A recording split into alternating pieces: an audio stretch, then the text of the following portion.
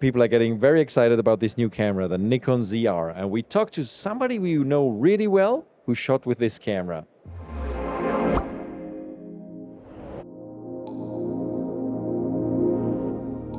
Welcome everybody here from IBC 2025. I'm here at the Nikon booth and not with somebody from Nikon, but with our very own Francesco, who's been a good soul behind the scenes at CineD for many, many years actually. But not only that, you're not here, while you're wearing a CineD shirt, you're not here for CineD this year. You're here actually for Nikon-RED because you have been actually a shooter of both, even before they merged, kind of, right? You're a Nikon user and you shot one of the launch films for Nikon Italy. So you have experience with a Nikon ZR. So yeah, thanks for being here. Thank you, thank you, Nino. It's very nice to meet again. And yeah, I'm an independent filmmaker first and foremost. I'm a CineD writer, and I have a friendly, ongoing collaboration with Nikon Italy. And I had recently had the opportunity to test out the Nikon ZR behind closed doors. You did a very nice short film that you just showed me. We can show some clips here in the edit. And yeah, how much time did you have with the camera and what are your impressions as somebody who is familiar with both the RED and Nikon ecosystem? And now Nikon really, are they really taking their first serious step into filmmaking under the Nikon brand now? Yeah. So I didn't have much time to test out the camera. We only shot for one day, and we had to deliver, all the films on the same day. So I didn't have much time. But I have a RED KOMODO-X as my own camera and a Nikon Z6 III. So this was a bit of a surprise to me at first, because when I first held it in my hands, it looks very different from my Nikon Z6 III. So it felt like completely new territory, even for me. But the cool thing about Nikon is that they haven't changed like their menu system for years. And so as soon as you get inside the menu system, you feel right at home because it looks almost identical to their other cameras. But you find some new features that make it more appealing to filmmakers, and I would say especially for people that are just getting started or people that are already RED users for a long time. What do you make of the RAW codecs? There's a multitude of codecs actually internal now. There's a new kind of RED RAW, which I heard some online chatter might just be a repackaged NRAW. I don't know. And you have also ProRes RAW. I heard that all of those are quite high bitrate. So doesn't seem to be possible to go very low with the bitrate on those. I think even ProRes RAW is just the HQ, right? Yeah. So one cool thing about these cameras is that they can really adapt to any production because they provide a wide variety of codecs. So we have 8-bit H.264, H.265 in 8-bit and 10-bit, and then we have Apple ProRes 422 HQ only. And we have 3 different flavors of RAW now with Apple ProRes RAW HQ, Nikon NRAW, and even RED Code RAW now, which is found in this camera in this new RED NE format, where NE stands for Nikon Edition. So as you said, they have high bit rates, that's true. But for NRAW, for example, you can choose between 2 different qualities. So you can set it to high or a lower bitrate. You know what we're talking about in terms of like bitrate, like how much? I don't remember on top of my head, to be honest. But what I normally do what I know is that with these cameras, I normally use my RED 1 terabyte cards because, and this is something that is actually cool because this camera shares the same media type as the RED KOMODO-X, so it's very easy to cut between the 2 different systems. What do you make of the ergonomic choices? In general, the body and also how everything is laid out, the screen size, the battery compartment, the card compartment, and so on. Yeah. So we have a completely new body compared to the existing Nikon Z cameras. So as I said, at first it was a little bit weird to hold this camera in my hands. I had to navigate a bit to get used to it. And especially when compared to the Z6 III, we have fewer physical buttons. but all of the buttons that are present on this camera are customizable. Um, and we have a few, I would say, weird design choices, mainly the micro HDMI, which may be a bit of a fragile connection for a live on set. Like a blast from the past to have a micro HDMI in such a camera again. Yeah. And also the other thing is the micro SD card. So we have two card slots in this camera, the CF Express Type B card, which we need for high bitrate recording, and the micro SD card. I'm not really bothered by the micro SD because even on my Z6 III, I rarely use the SD card slot. A lot of people complain about not having dual card recording or a backup recording, but even on higher end cinema cameras, we don't get that. Like you don't have like a second slot on the V-Raptor or even on Arri cameras. So that's not really an issue for me as long as you have a reliable standard like CF Express Type B. But what gets me a bit is the placement of this card slot that is at the bottom of the camera inside the battery compartment. So you literally need to take off the tripod plate when you want to swap cards, right? Yeah, or rather, you really need to pay attention when you're rigging up the camera. Just make sure you don't block the battery slot. But besides that, I think Nikon's concept with this camera was to create something that was extremely compact, and this camera actually it is. It lacks a bit of a grip, but Small Rig came out with a new cage that has a built-in grip, so that makes it more comfortable to use, even just with a simple setup. But I think that the highlight of this camera is the new LCD display. So we have a new 4-inch LCD display that provides a lot of screen estate.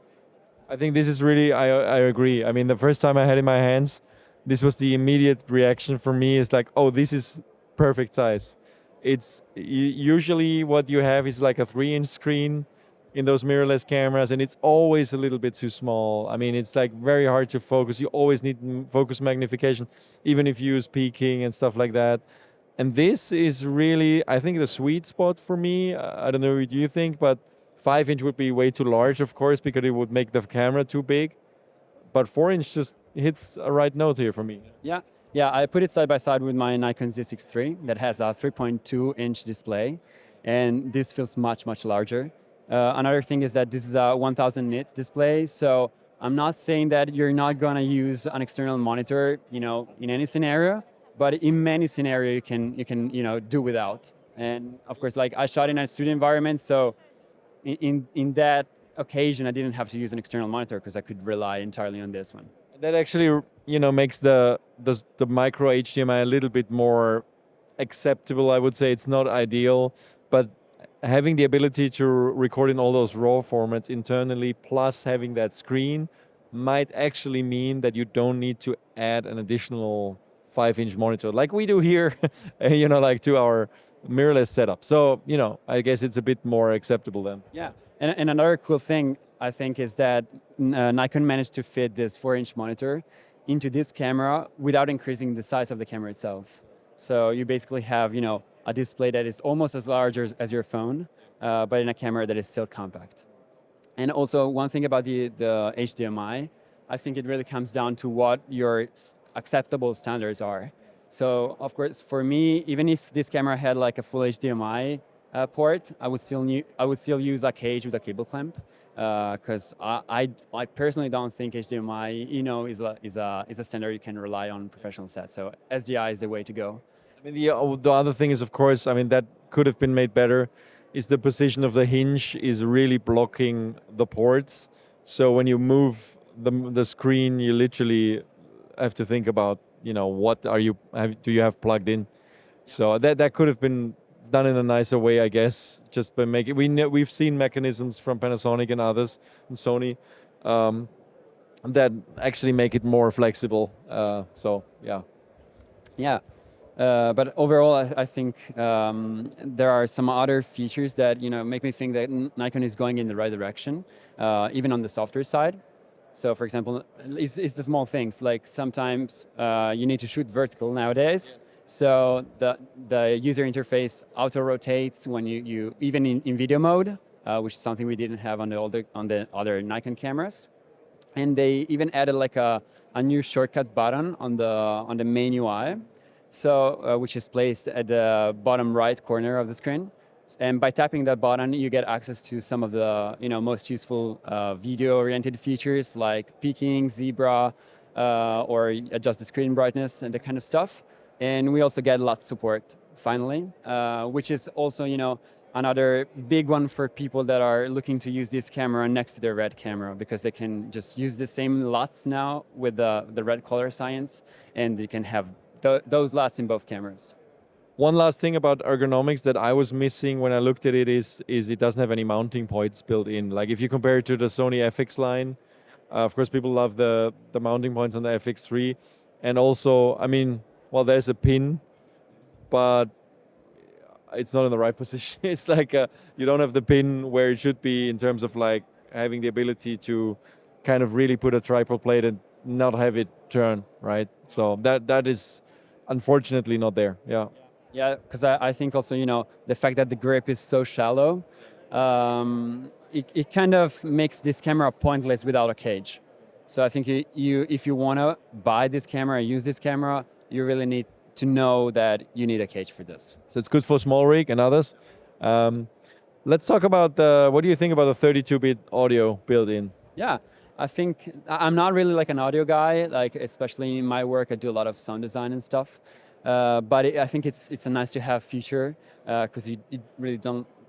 I wouldn't say you don't really need to think about levels anymore, but kind of.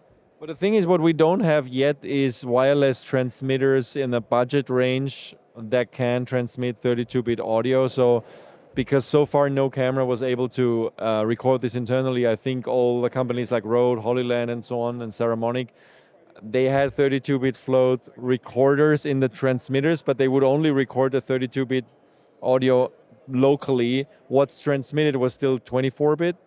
So I think it's a good invitation for those guys to step up and also make now that 32-bit transmittable, if it's possible even, I don't know, to a receiver, because then you can go straight in. Of course, you can always just use the shotgun mic, and I think they even have one, right? They announced a new microphone, because this camera has a digital audio interface now. So the hot shoe connection acts as a digital audio interface. There's from Tascam, I think that you can use the adapter. Yeah, you can also use the Tascam module in case you want to do that. But of course. But if you're wirelessly transmitting straight to the camera, you're a bit limited. So I hope they will step up, because if you have that, that's amazing.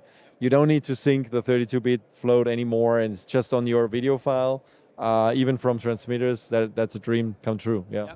Yeah, and the 32-bit recording works with any audio input on the camera. So whether it's the built-in mics or the 3.5mm jack or the digital audio interface, that applies to all the audio inputs of the camera. Very cool. So let's sum it up. If you had this camera, you have a bunch of different Nikon and RED cameras that you use regularly. What would be the camera you replace with this one? Yeah, so for sure it's gonna be the Z6 III. These two cameras are very similar, but I don't shoot many stills just as a hobby, and this camera can shoot still as well. So for me, that's totally fine. But the ZR offers, more video-oriented features, and we have the RED code RAW that I can use, so I can use it as a big camera for my KOMODO-X. So definitely this is going to be the next step from the Nikon Z6 III.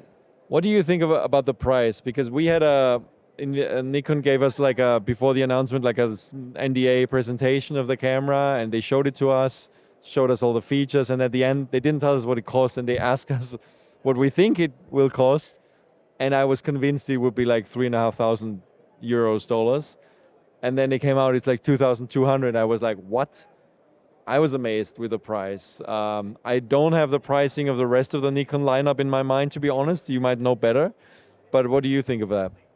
I think that places Nikon in a very specific position, because there are not many competitors to this camera in this price range. As an independent filmmaker, I can think of maybe the Panasonic S5 II or those kind of cameras, but none of those have internal RAW recording capabilities as this camera has. And one thing that I'm really looking forward is for you guys to test the sensor capabilities of this camera. because we know the Z6 III struggles a bit. But now I think with the red codec and the red log curve, there might be a bit of advancements in that regard. So I'm looking forward to see proper scientific results. It's going to be a complicated lab test with a lot of different codecs. So Gunther, who does the lab test, get ready. It's going to be a long day at the studio to do those tests because, I think there's a lot of things to check. Also, I heard that there's a lot of noise reduction applied as soon as you shoot H.265 or H.264. So that might look different on the RAW. I know that some people, YouTubers already did some kind of dynamic range testing. We always wait for production models. We never do this on pre-production models because very often some stuff changes. So, we want to get this right and better be, take our time with this. And it's because people are asking, when is it coming? When is it coming? It's coming when it's ready. So be patient. I think it will be interesting to see the red codec and log because even on our Nikon Z9 lab test, some users suggested that you may get better result by developing the NRAW into a different gamma curve. But in that case was Arilog C3, and indeed Gunther retested it, and he found out that there was a little bit more dynamic range. There was a little bit of information you could achieve with these cameras, and so it will be very interesting to see how this compares to the Z6 III especially. Yeah, we'll see. Very exciting. I mean, I'm sure. I think Nikon is really a Trojan horse here for Sony shooters as well, because one of the things that a lot of people don't realize that you can adapt E-mount lenses to Z-mount, which is not possible with any other mirrorless mount. Like you cannot adapt E-mount to RF mount and so on. And we know that there's a very limited choice, for example, of RF lenses from Canon, which is one of the things which makes their really amazing cameras kind of hard to get into because you need to change your whole arsenal of lenses.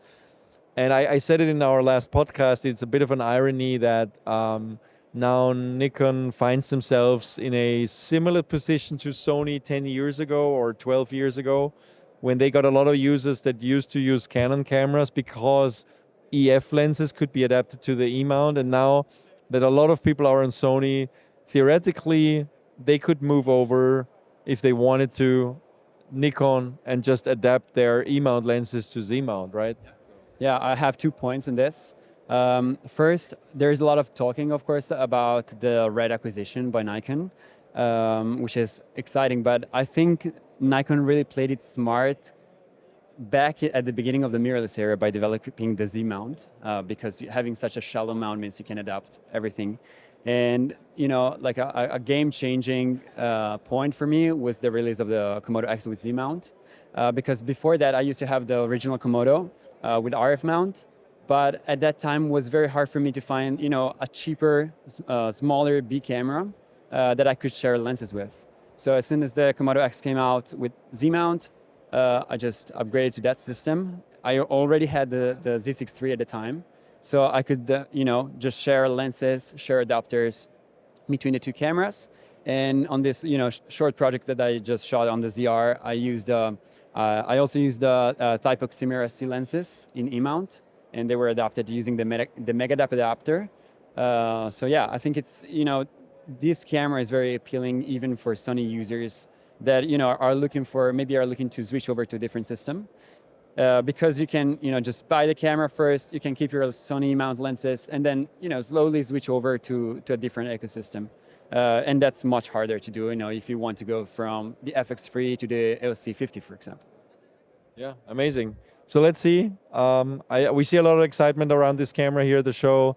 In general, I feel like IBC, a lot more younger people are here this year, and I think it's thanks to the EOS C50 and the Nikon ZR. Because they're really, of course, in the price bracket of many younger creators who are starting out. And in general, we see this shift to more affordable, more capable cameras that can do basically everything on a budget, which is amazing. All right, thank you so much for your insights, Francesco. And I'm looking forward also to put my hands on this camera. It looks very exciting. And thanks everybody for watching. Don't forget to download the CineD app, which quiet launch. It's out already. We'll do a formal launch after IBC, but yeah, it's out there. It's available for iOS and Android. You can get very, very custom notifications about only the things you're interested in when we post them. So if you want to be on top of your game and have CineD always in your pocket, it's free. Just get it now. And yeah, also subscribe to our YouTube channel, and thanks for watching. Bye.